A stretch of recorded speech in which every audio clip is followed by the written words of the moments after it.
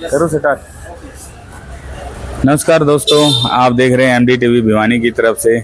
आज हम आपके सामने प्रस्तुत हुए हैं कोई हमारी पर्सनल समस्या को लेकर नहीं, एक सामाजिक समस्या को लेकर प्रस्तुत हुए हैं, जिसके लिए हमारे भिवानी गौरक्षा दल के हमारे कुछ साथी संजय परमार जी और उनके साथी धरना प्रदर्शन के लिए बैठे हुए हैं हमारे विधायक घनश्याम जी सराफ के निवास स्थान पर।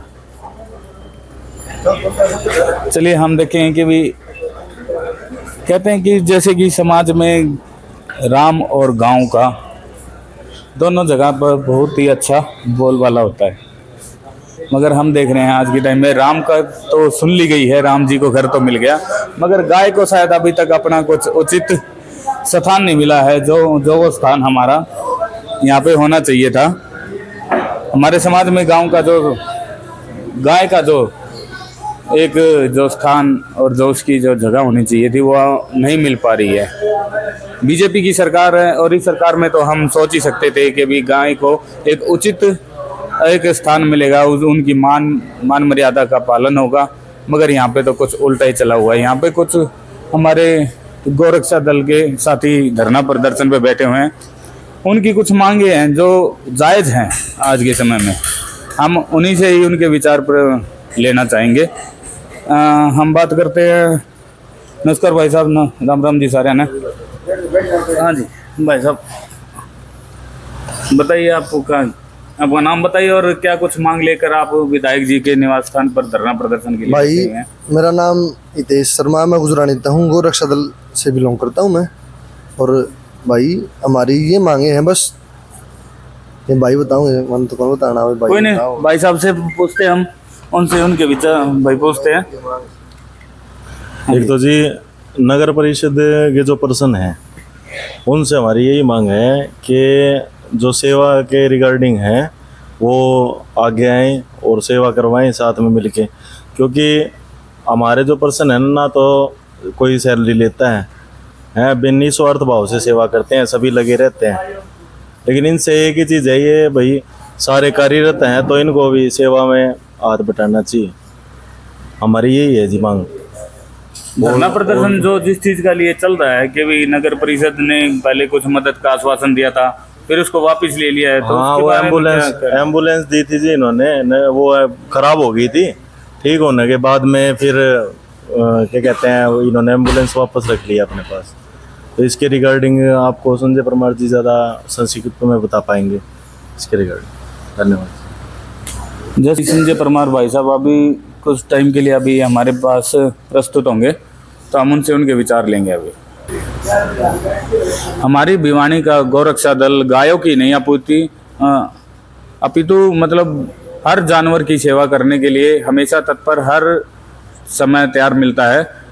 उन्हीं में से कुछ हमारे भाई हैं जो ये साथ बैठे हुए हैं। हम पूछना चाहते हैं कि भी ये किस प्रकार से अन्य जीवों के लिए भी मतलब हर समय तत्पर तैयार रहते हैं।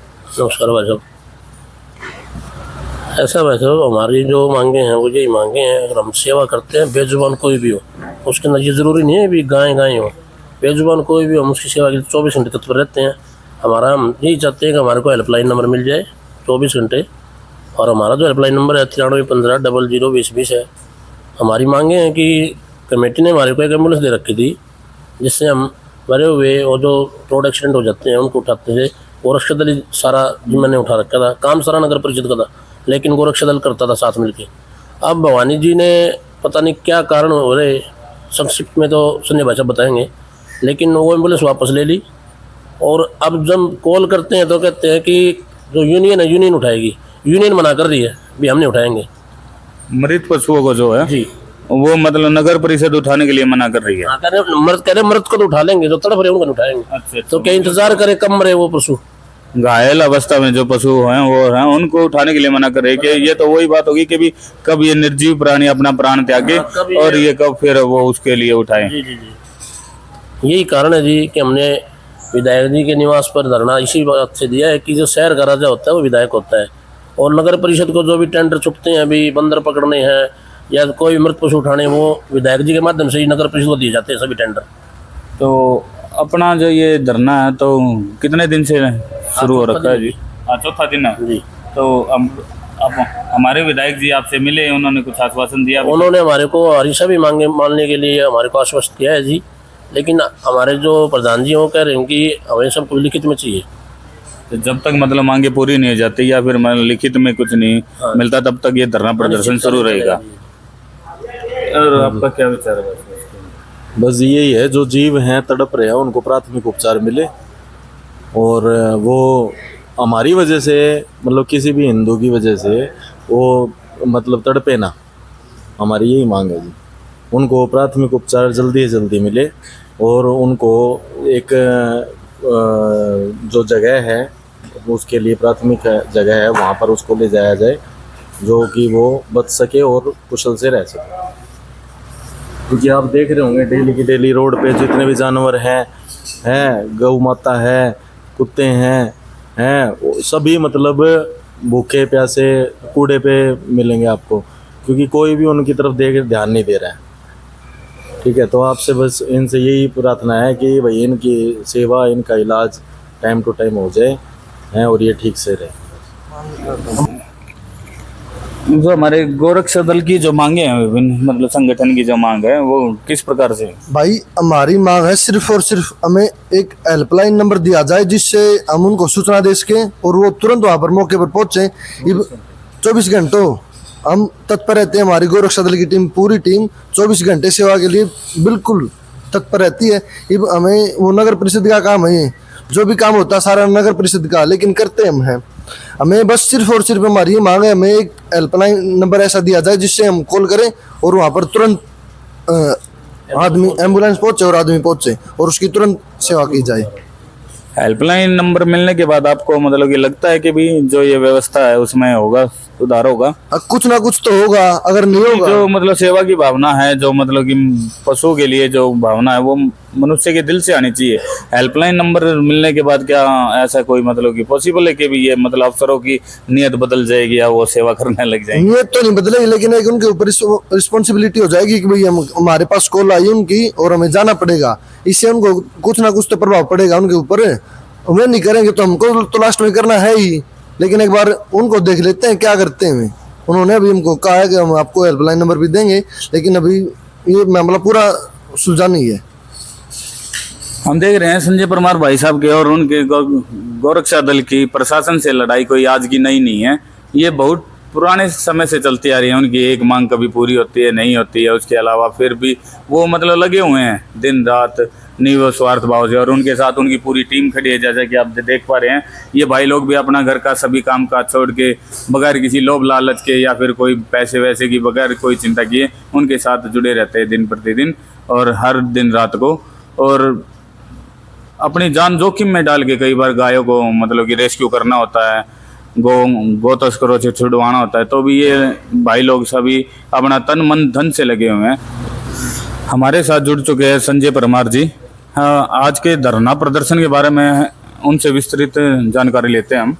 जी बताइए। भाई साहब। नमस्कार जी। भाई साहब, जो अपना जो ये धरना प्रदर्शन चल रहा है 4 दिन से लगातार, तो ये किस वजह से और क्या इसका उद्देश्य है, आप इसके बारे में विस्तृत जानकारी दीजिए। उद्देश्य है बेसहारा बीमार घायल जीव जंतु शहर के अंदर जो भी मिलते हैं हमें, उनकी व्यवस्था कौन करे। कोई भी घायल जीव जंतु बीमार अगर मान लो रोड पर घायल है तो आम आदमी किसको सूचना दे। मान लो गोरक्षा दल नहीं है या कोई आम आदमी किसी के पास व्यवस्था नहीं है, किसको सूचना दे। न जाहिर सी बात वो कहेंगे नगर पालिका को। तो भिवानी की नगर पालिका कहती है कि ये हमारा काम नहीं है। वो कहते हैं कि भाई हमारा काम है साफ सफाई का सिर्फ, या फिर कोई मर जाए तो हम उसको उठाने का दबाने का काम करेंगे। उठाने का इनको इलाज करवाने की व्यवस्था हमारे पास नहीं है। हमारा इसी मांग को लेकर है भाई, आखिर इनका काम नहीं है तो किसका काम है। हम माननीय विधायक महोदय के एरिया में पूछने आए भाई ये आपके विधानसभा क्षेत्र है, हम आपके विधानसभा के मतदाता हैं और ये बेजुबान है, इनके अंदर भी जान बसती है, तो इनकी व्यवस्था कौन करे। तो हम माननीय विधायक जी के कार्यालय पर हम इसलिए आवाज से बैठे कि आप हमारे अधिकारी सुनते नहीं है, विधायक की तो कम से कम सुनेंगे। हम इनके माध्यम से पूछ रहे हैं कि आखिर काम किसका है, वो काम बता दो, हम तो उनके पास चले जाएंगे। तो विधायक जी अभी तक आपसे मिले हैं या कुछ आश्वासन दिया आपको? विधायक जी अभी बाहर है और विधायक जी से हमारी फोन पे बात हुई थी वो कह रहे थे कि भाई मैं है ना लगा हुआ हूँ। तो अभी प्रशासन की तरफ से कोई ज़्यादा संतोषजनक बात नहीं हुई है, हालांकि कोई उनकी मान मनोबल की और वो सहमति की बात चल रही है, लेकिन जो हम चाह रहे हैं वो बात वो नहीं कर पा रहे हैं। जैसा कि हम जानते हैं संजय परमार जी कि भी आपका प्रशासन के साथ टकराव मतलब कि अमूमन देखने को मिलता है, तो इस टकराव की वजह से मतलब कि जो गौरक्षा का जो कार्य है वो मतलब कि कुछ सुचारू रूप से नहीं चल पा रहा है, या कुछ क्या क्या हमारे बाधाएं क्या आ रही है हमारी? देखिए, जब कोई बात होती है, एक हक और हकूक की लड़ाई होती है, बेजुबान जीवों का भी हक होता है, और बेजुबान जीवों की हक की लड़ाई जब लड़ी जाएगी, अगर मान लो प्रशासन का अधिकारी अगर उनमें कुछ कोताही बरतेगा, तो मेरा फर्ज बनता है मैं गोरक्षा दल की टीम की तरफ से लड़ाई लड़ूं। क्योंकि देखो, बेजुबानों के बेशक इनके अंदर ये बता नहीं सकते बोल कर, लेकिन इनकी जो आत्मा तो इनकी भी होती है, इनकी भी आत्मा रोती है।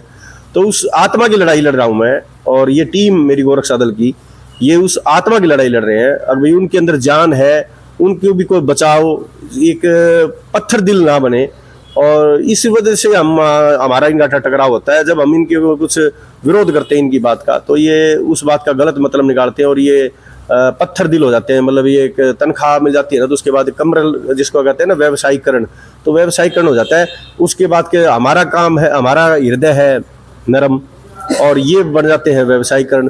तो अब टकराव तो होगा ना, तब टकराव होगा तो नेचुरल है। फिर उसके लिए गोरक्षा दल ने हमेशा लड़ाई लड़ी है, इन जीवों के लिए लड़ाई लड़ना सीखा है हमने, और आखिरी तक लड़ेंगे। बहुत बहुत बढ़िया संजय परमार भाई साहब। मैं एक और सूचना चाहता हूँ कि भी जो हमारा जो ये आपका गोरक्षा दल है, ये स्टेट लेवल पे है, नेशनल लेवल पे है, या कोई मतलब अपना ही कुछ आपका कोई? नहीं, ये हमारा मतलब कि पूरा भारत का हमारा गोरक्षा दल का नाम से है। पूरा गोरक्षा दल का हमारे भारत के प्रेसिडेंट हमारे सतीश जी हैं, सतीश शर्मा जी हैं पंजाब से, और फिर हरियाणा से हमारे आचार्य योगेंद्र जी हैं जो हमारे हरियाणा के अध्यक्ष हैं, और भिवानी से प्रभार मेरे पास है, और हर जिले में हमारी टीम में है। हर जिले के अलग अलग हमारे अध्यक्ष नियुक्त किए गए हैं आचार्य योगेंद्र के द्वारा, और अलग अलग जिलों में पूरे हरियाणा में हमारी टीम में काम कर रही है, पूरे भारतवर्ष में काम कर रही है। तो गोरक्षा के लिए आप दिन रात लगे रहते हैं उनकी सेवा के लिए। कई बार आपकी और गौ तस्करों के साथ मुठभेड़ भी होती है गांव को छुड़ाने के लिए, मतलब कि आधी आधी रात को उनकी गाड़ियों के पीछे जाना पड़ता है। तो उसके लिए कोई मतलब कि प्रशासन ने कुछ आपको हथियार वगैरह कुछ की उनकी वो तो दी हुई है परमिशन वगैरह की, भाई आप कुछ कर आप भाई जान की बाजी लगाते हो? हाँ, प्रशासन की तरफ से मिलता है, हमें काफी मिलता है। अच्छा, मतलब धक्का अचरज करोगे? जरूर अचरज है इसके लिए। तो मतलब धक्का एक ऐसी चीज है जो सिर्फ मतलब कि मरने के लिए ही आगे भेज देते वो, लेकिन हम मरते नहीं है। मरते नहीं हो तो गौ माता का आशीर्वाद है। हाँ, मरते नहीं है, और ये धक्का पूरा मिलता है हमें। और गुंडा सुना है? गुंडा का एक तगमगा मिलता है, घर वालों की गाड़ियां मिलती हैं, और पड़ोसियों की लानत मिलती है। ये गोरक्षा में मिलता है।